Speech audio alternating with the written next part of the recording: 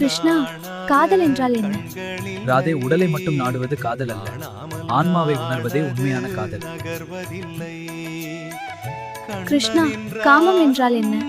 காமம் வெளிப்புற அழகை பார்க்கும், காதல் உள்ளத்தின் அழகை உணரும். கிருஷ்ணா, காமம் எப்படி இருக்கும்? ராதே, காமம் விருப்பம் அதிகம், ஆனால் நீண்ட நாட்கள் நிலைக்காது. கிருஷ்ணா, உண்மையான காதல் எப்படி இருக்கும்? காதல், புரிதல், மரியாதை, நம்பிக்கை இவையே காதலின் அடிப்படை. கிருஷ்ணா, உண்மையான காதலை எப்படி அறியலாம்? ராதை, பிரிவிலும் நினைவு இருந்தால் அது காதல், அருகில் இருந்தாலும் பயம் இருந்தால் அது ஆசை.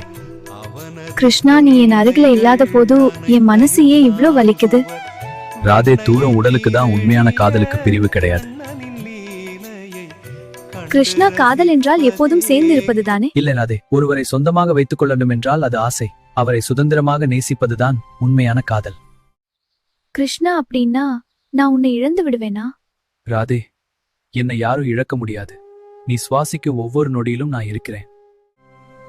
கிருஷ்ணா, அப்போ காதலின் முடிவு என்ன? கிருஷ்ணா, உண்மையான காதலுக்கு முடிவில்லை ராதே, இரண்டு இதயங்கள் ஒன்றாக துடிக்கும் வரை அது என்றும் உயிருடன் இருக்கும். வெல்கம். பிடிச்சிருந்தா லைக் பண்ணுங்க, ஷேர் பண்ண மறக்காதீங்க, சப்ஸ்கிரைப் பண்ணுங்க, கமெண்ட்ல சொல்லுங்க.